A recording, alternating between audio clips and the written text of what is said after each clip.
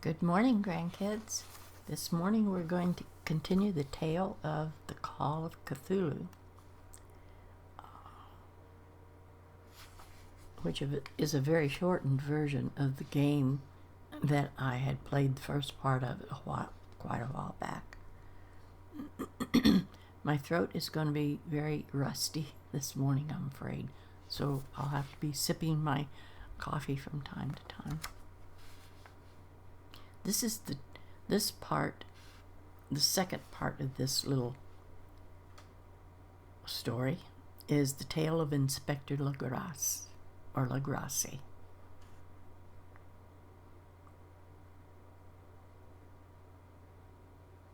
Remember him going around in the game with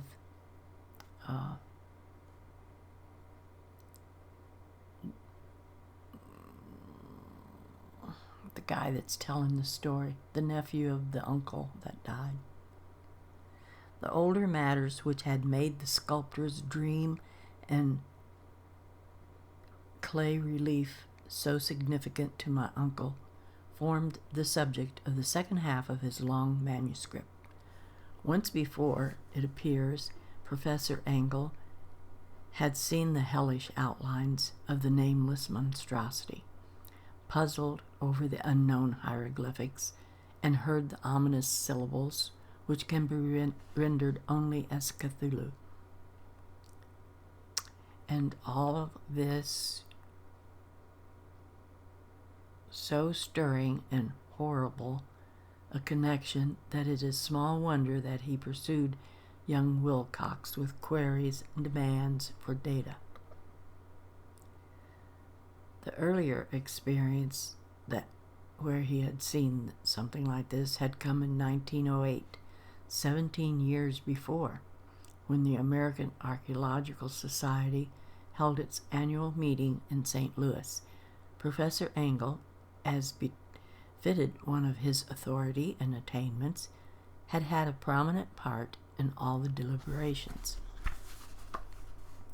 and was one of the first to be approached by the several outsiders who took advantage of the convocation to offer questions for correct answering and problems for expert solution.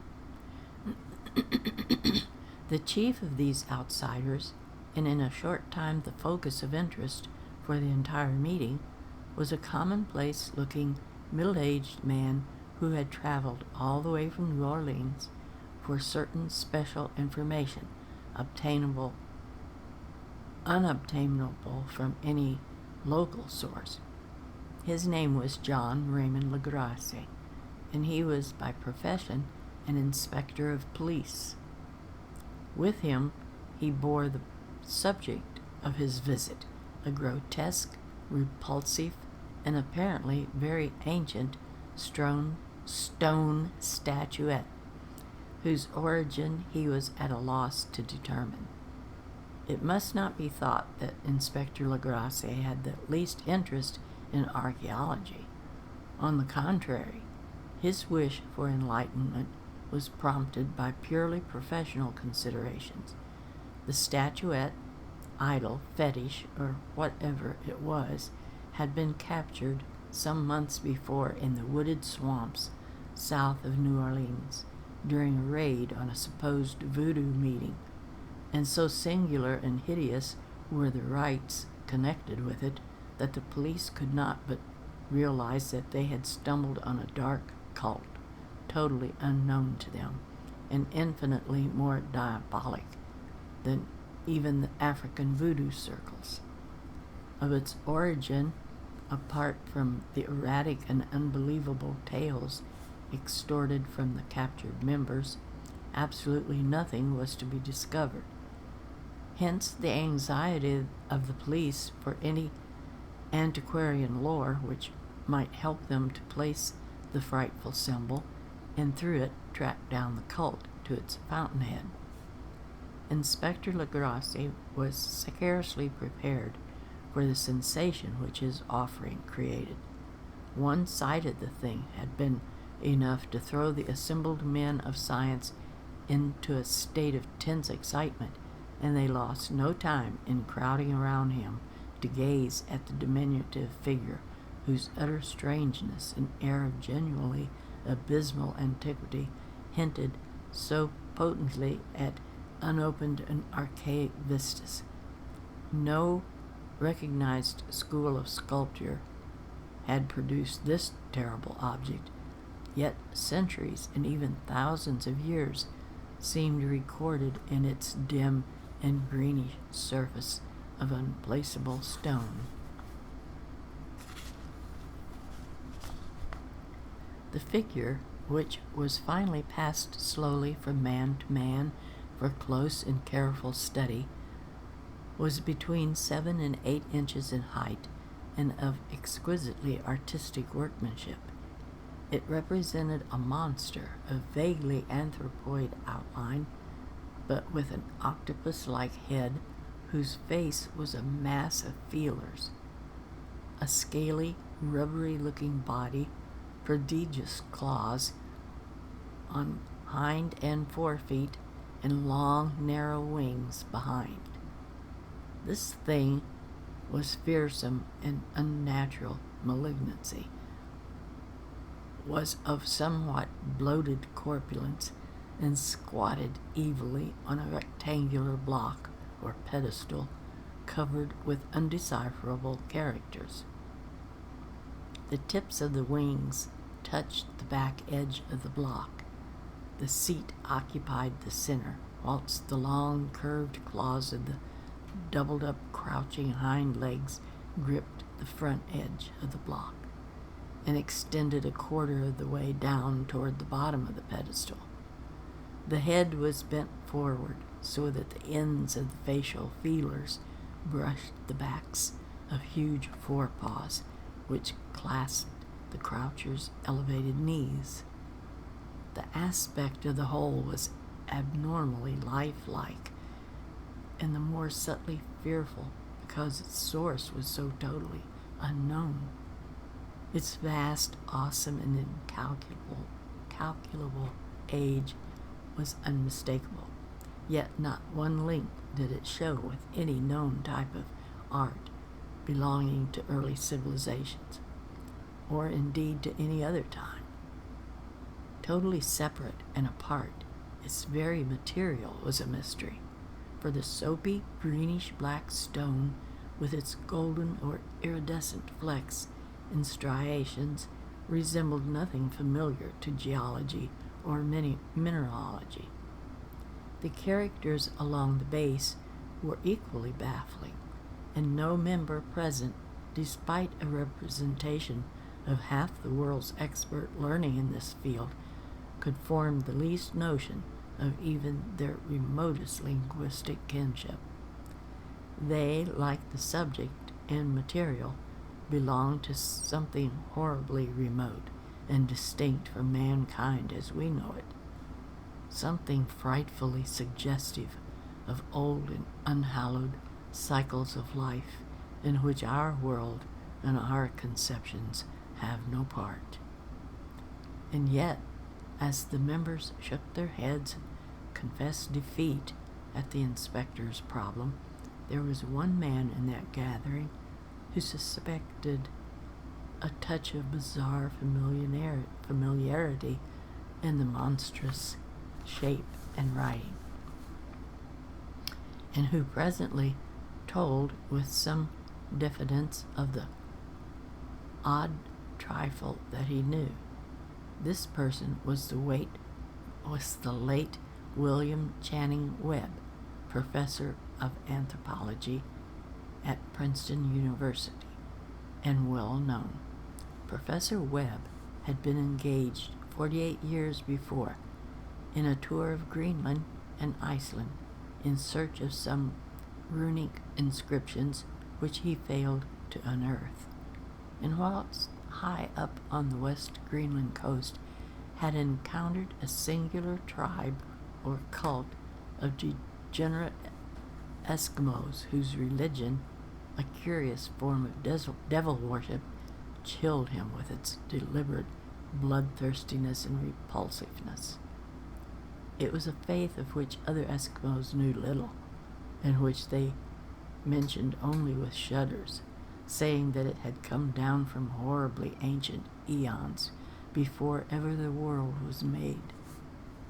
Besides nameless rites and human sacrifices, there were certain queer hereditary rituals addressed to a supreme elder devil or Tornasuk, and of this Professor Webb had taken a careful phonetic copy from an aged wizard priest, expressing the sounds in Roman letters as best he knew how. But just now, of prime significance was the fetish itself, which this cult had cherished, and around which they danced when the aurora leaped high over the icy cliffs. It was, the professor stated, a very crude relief of stone comprising a hideous picture in some cryptic writing, and so far as he could tell, it was a rough parallel in all essential features of this bestial thing now lying before the meeting. This data, received with suspense and astonishment by the assembled members, proved doubly exciting to Inspector Legrasse, and he began at once to ply the professor with questions. Having noted and copied an oral ritual among the swamp cult worshippers his men had arrested, he besought the professor to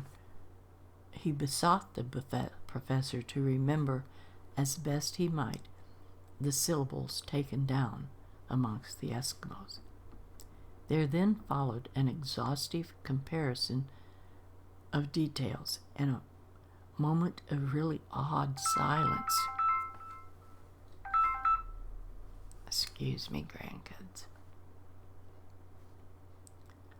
Of odd... where am I?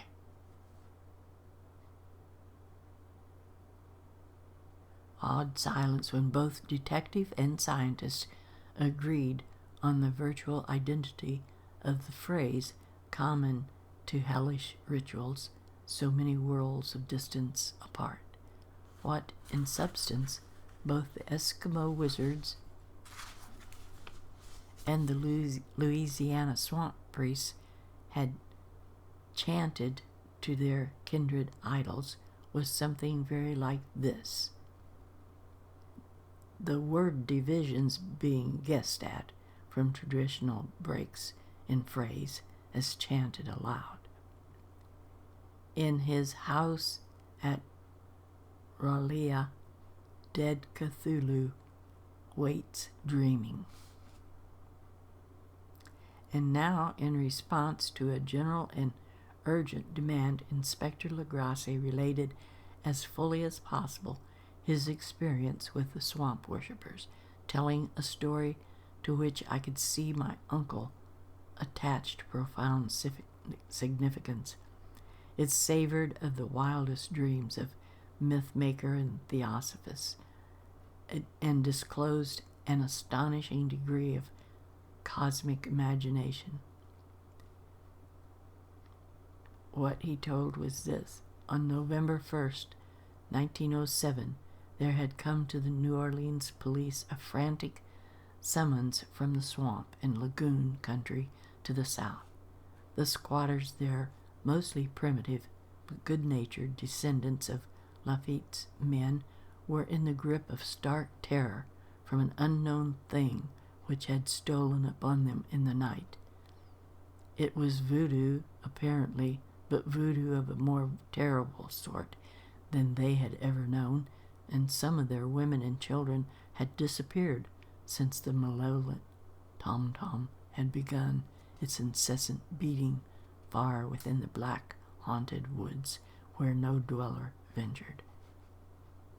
There were insane shouts and harrowing screams, soul-chilling chants and dancing devil flames, and the frightened messenger added the people could stand it no more. So a body of 20 police, filling 2 carriages and an automobile, had set out in the late afternoon with the shivering squatters as a guide. At the end of the I'm losing the light. At the end of the passable road, they alighted and for miles splashed on in silence through the terrible cypress woods where day never came. Ugly roots and malignant hanging nooses of Spanish moss beset them, and now and then a pile of dank stones or fragment of a rotting wall. At length the squatter settlement, a miserable huddle of huts, hove in sight, and hysterical dwellers ran out to cluster around the group of bobbing lanterns. The muffled beat of tom-toms was now faintly audible far, far ahead, and a curdling shriek came at infrequent intervals when the wind shifted. A reddish glare, too, seemed to filter through the pale undergrowth beyond endless avenues of forest night. Reluctant even to be left alone again, each one of the cowed squatters refused point blank to advance another inch toward the scene of unholy worship. So Inspector Legrasse and his 19 colleagues plunged on unguided into black arcades of horror that none of them had ever trod before. I gotta have a drink. Coffee time.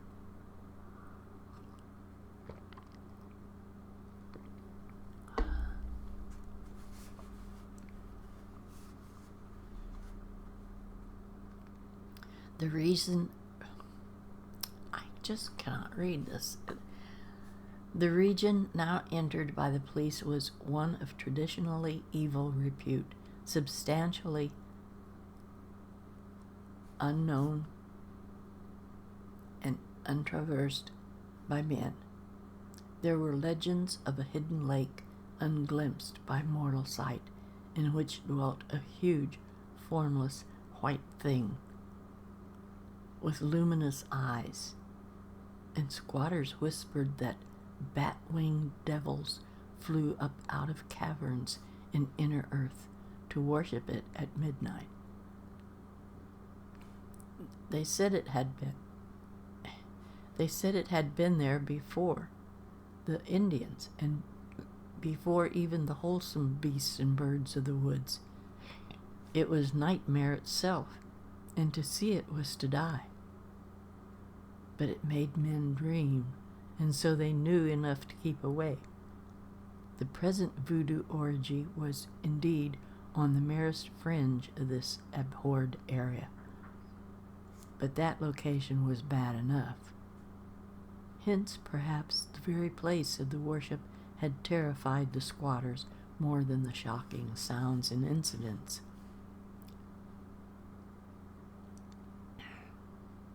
Only madness could do justice to the noises heard by Legrasse's men as they plowed on through the black morass toward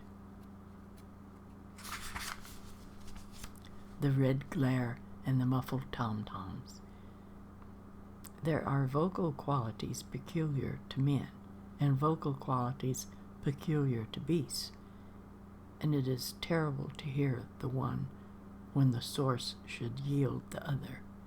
Animal fury and orgiastic license have whipped themselves to demonic heights by howls and squawking ecstasies that tore and reverberated through those night woods like pestilential tempests from the gulfs of hell. Now and then the less organized ululations would cease, and from what seemed a well-drilled chorus of hoarse voices would rise in sing-song chant that hideous phrase of ritual that I read before. In his house at Relia,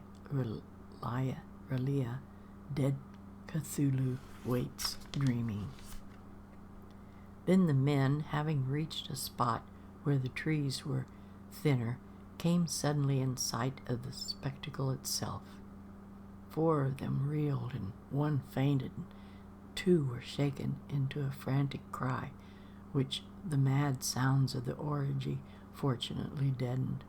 Legrasse dashed swamp water on the faces of the fainting man, and all stood trembling and nearly hypnotized with horror.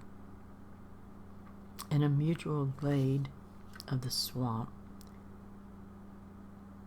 in a natural glade of the swamp, stood a grassy island of perhaps an acre's size, clear of trees and tolerably dry. On this now leaped and twisted a most indescribable horde of human abnormality. Void of clothing, this hybrid spawn were braying, bellowing, and wreathing about a monstrous ring-shaped bonfire, in the center of which, revealed by occasional rifts in the curtain of flame, stood a great granite monolith, some 8 feet in height, on top of which, incongruous with its diminutiveness, rested the noxious carven statuette. From a wide circle of tin scaffolds set up at regular intervals with the flame-girt monolith as a center, hung head downward the oddly marred bodies of the helpless squatters who had disappeared. It was inside this circle that the ring of worshippers jumped and roared. It may have been only imagination, and it may have been only echoes which induced one of the men, an excitable Spaniard, to fancy he heard antiphonal responses to the ritual from some far and unilluminated spot deeper within the wood of ancient legendary and horror. This man who thought he heard this, Joseph Galvez, I later met and questioned, and he proved distractingly imaginative.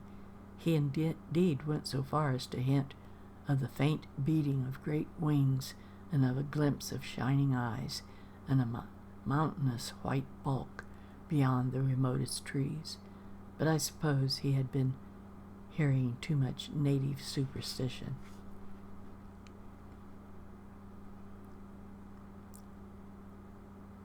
Actually, the horrified pause of the men was of comparatively brief duration. Duty came first, and although there must have been nearly 100 mongrel celebrants in the throng, the police relied on their firearms and plunged determinedly into this nauseous rout. For 5 minutes the resultant din and chaos were beyond description. Wild blows were struck, shots were fired, and escapes were made, but in the end Legrasse was able to count some 47 sullen prisoners, whom he forced to dress in haste and fall into line between 2 rows of policemen. 5 of the worshippers lay dead, and 2 severely wounded ones were carried away on improvised stretchers by their fellow prisoners. The image on the monolith, of course, was carefully removed and carried back by Legrasse. Examined at headquarters after a trip of intense strain and weariness, the prisoners all proved to be men of a low type. Most were seamen, and a sprinkling of West Indians or Brava Portuguese from the Cape Verde Islands gave a coloring of voodooism to the heterogeneous cult. But before many questions were asked, it became clear that something far deeper and older than fetishism was involved. Degraded and ignorant as they were,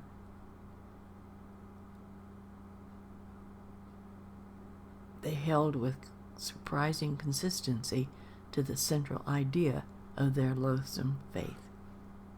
They worshipped, so they said, the great old ones, who lived ages before there were any men, and who came to the young world out of the sky. Those old ones were gone now, inside the earth and under the sea, but their dead bodies had told them secrets and dreams to the first men, who formed a cult which had never died. This was that cult, and the prisoners said it had always existed and always would exist, hidden in distant wastes and dark places all over the world, until the time when the great priest Cthulhu, from his dark house in the mighty city of R'lyeh under the waters, should rise and bring the earth again beneath his sway. Some day he would call, when the stars were ready, and the secret cult would always be waiting to liberate him.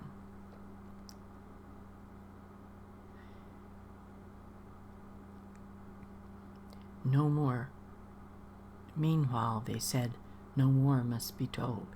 There was a secret which even torture could not extract. Mankind was not absolutely alone among the conscious things of earth, for shapes came out of the dark to visit the faithful few. But these were not the great old ones. No man had ever seen the old ones. The carven idol was great Cthulhu, but none might say whether or not the others were precisely like him.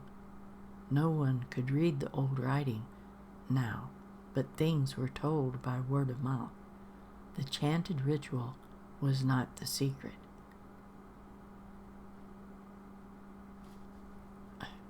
Was not the secret that was never spoken aloud, only whispered. The chant meant only this: in his house at R'lyeh, dead Cthulhu waits dreaming. Only 2 of the prisoners were found sane enough to be hanged, and the rest were committed to various institutions. All denied a part in the ritual murders and averred that the killing had been done by black-winged ones, which had come to them from their immemorial meeting place in the haunted wood. But of those mysterious allies, no coherent account could ever be gained. What the police did extract came mainly from an immensely aged man named Castro, who claimed to have sailed to strange ports and talked with undying leaders of the cult in the mountains of China. Old Castro remembered bits and hideous legend that paled the speculations of Theophasis and made man and the world seemed recent and transient indeed. There had been eons when other things ruled on the earth, and they had great cities. Remains of them, he said, the deathless Chinaman had told him, were still to be found in cyclopean stones on islands in the Pacific. They all died vast epochs of time before men came, but there were arts which could revive them when the stars had come around again to the right positions in the cycle of eternity. They had come themselves from the stars and brought their images with them.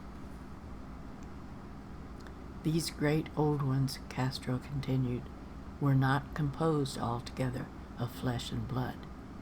They had shape, for did not this star-fashioned image prove it?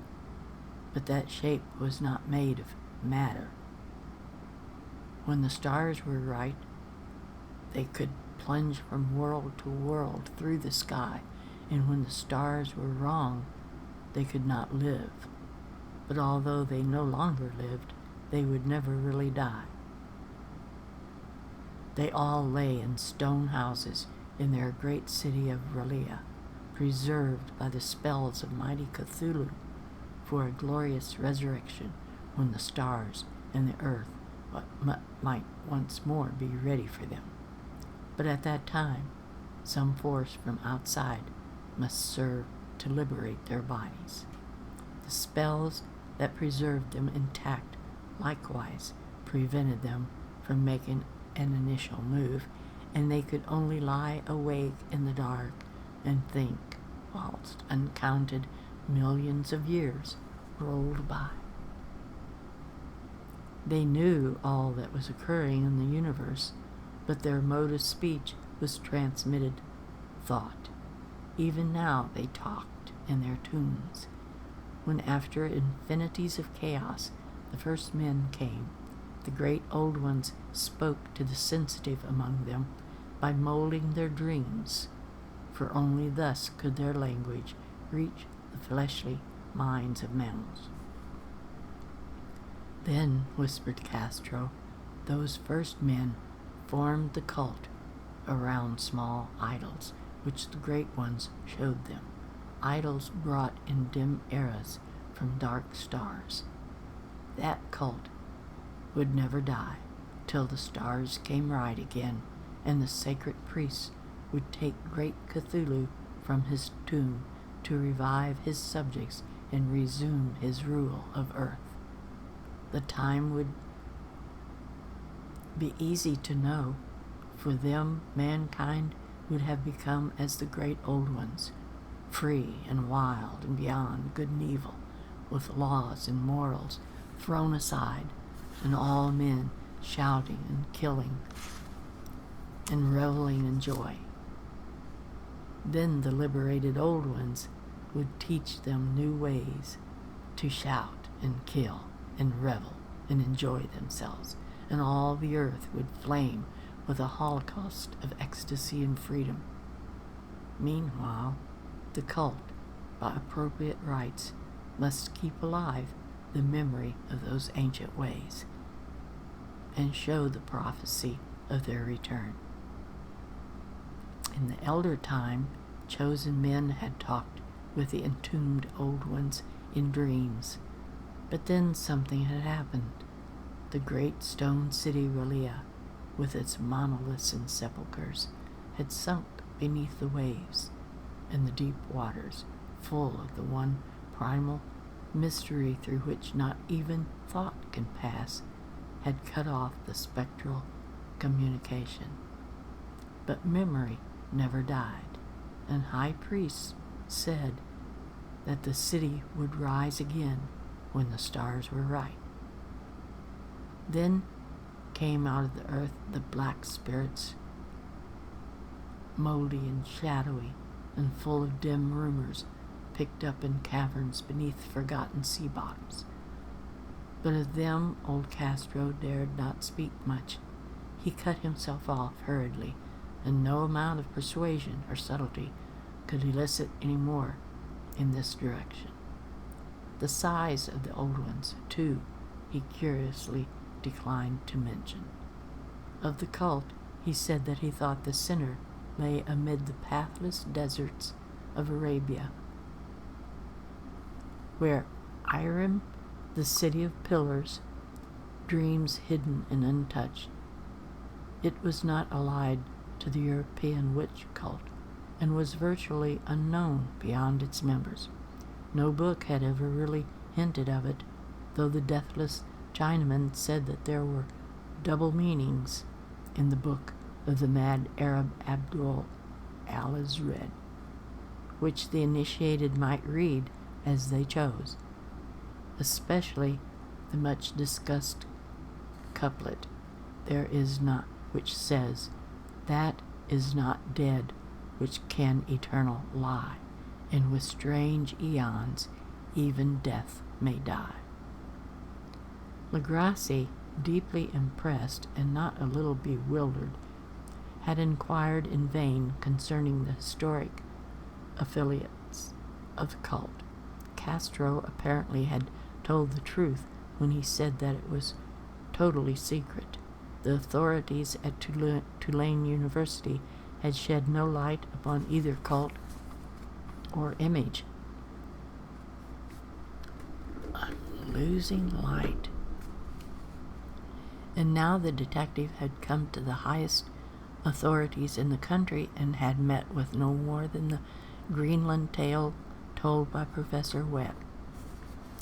The feverish interest aroused at the meeting by Legrasse's tale, corroborated as it was by the statuette, is echoed in the subsequent correspondence of those who attended, although scant mention occurs in the formal publications of the society. Caution is the first care of those accustomed to face occasional charlatanry and imposture. Legrasse for some time lent the image to Professor Webb, but at the latter's death it was returned to him and remains in his possession, where I viewed it not long ago. It is truly a terrible thing, and unmistakably akin to the dream sculpture of young Wilcox. That my uncle was excited by the tale of the sculptor I did not wonder, for what thoughts must arise upon hearing, after a knowledge of what Legrasse had learned of the cult, of a sensitive young man who had dreamed not only the figure and exact hieroglyphics of the swamp-found image in the Greenland devil tablet, but had come in his dreams upon at least 3 of the precise words of the formula uttered alike by Eskimo and mongrel Louisianians.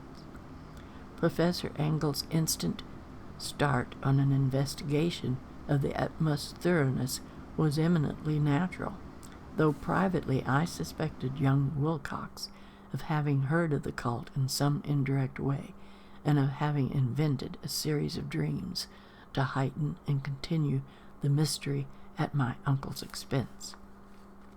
So the nephew still doesn't believe any of this.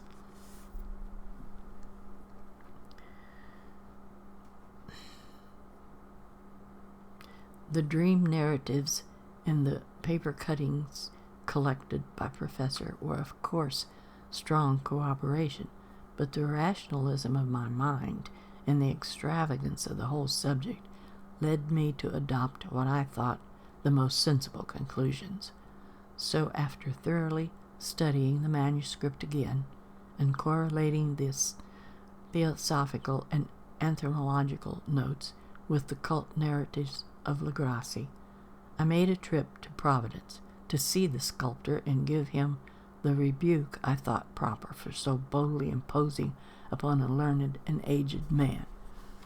Wilcox still lived alone at the same address.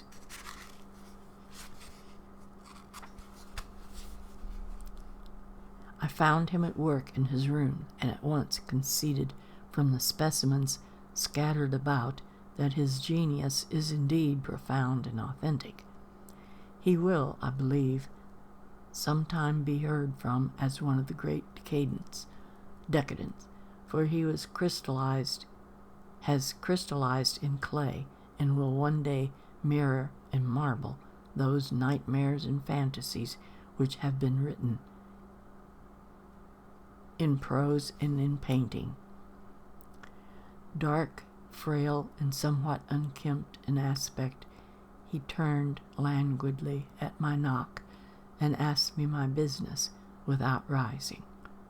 When I told him who I was, he displayed some interest, for my uncle had excited his curiosity in probing his strange dreams, yet had never explained the reason for the study. I did not enlarge his knowledge in that regard, but sought with some subtlety to draw him out. In a short time I became convinced of his absolute sincerity, for he spoke of the dreams in a manner none could mistake. They had influenced his art profoundly, and he showed me a morbid statue whose contours almost made me shake with the potency of the dark suggestion. He could not recall having ever seen the original of this thing, except in his own dreams, but the outlines had formed themselves insensibly under his hands. It was no doubt, the giant shape he had raved of in delirium, that he really knew nothing of the hidden cult, save from what my uncle's relentless questioning let fall, he soon made clear, and again I strove to think of some other way in which he could possibly have received the weird impressions. He talked of his dreams in a strangely poetic fashion, making me see with terrible vividness the damp cyclopean city of slimy green stone, whose geometry, he said, was all wrong.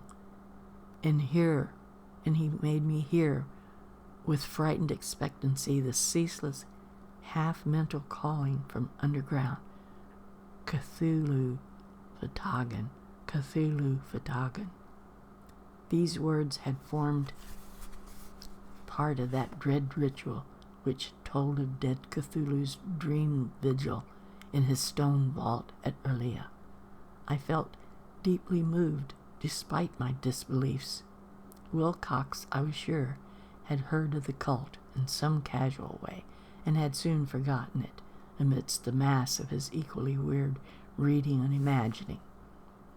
Later, by virtue of its sheer impressiveness, it had found subconscious expression in dreams, in the clay relief, and in the terrible statue I now beheld, so that his stories to my uncle had been a very innocent one. The youth was of a type at once slightly affected and slightly ill-mannered, which I could never like, but I was willing enough now to admit both his genius and his honesty. I took leave of him and wished him all the success his talent promises. The matter of the cult still remained to fascinate me, and at times I had visions of personal fame from researches into its origin and connections. I visited New Orleans, talked with Legrasse and others of that old-time raiding party. I saw the frightful image and even questioned such of the mongrel prisoners as still survived. Old Castro, unfortunately, had been dead for some years. What I now heard so graphically at first hand, though it was really no more than a detailed confirmation of what my uncle had written, excited me afresh, for I felt sure that I was on the track of a very real, very secret, and very ancient religion whose discovery would make me an anthropologist of note. My attitude was still one of absolute materialism, as I wish it still were, and I discounted with almost inexplicable perversity the coincidence of the dream notes and odd cuttings and notes collected by Professor Engel. One thing I began to suspect, and which I now fear I know, is that my uncle's death was far from natural. He fell on a narrow street leading up from an ancient waterfront swarming with foreign mongrels after being jostled by a sailor. I did not forget the cult members in Louisiana, and I would not be surprised to learn of secret methods and poison needles for getting rid of someone, as ruthless and as anciently known as their cryptic rites and beliefs. Legrasse and his men, it is true, have been left alone, but in Norway a certain seaman who saw things is dead. Might not the deeper inquiries of my uncle, after encountering the sculptor's data, have come to sinister ears? I think Professor Engel died because he knew too much, or because he was likely to learn too much. Whether I shall go as he did remains to be seen, for I have learned much by now. The next chapter of this story called Cthulhu is titled The Madness from the Sea. So next Friday we'll find out what that is, and that will be the last chapter in that story. And then we'll begin a new Brand new story. So that's it until next Friday, grandkids, and I'll see you then. Bye-bye.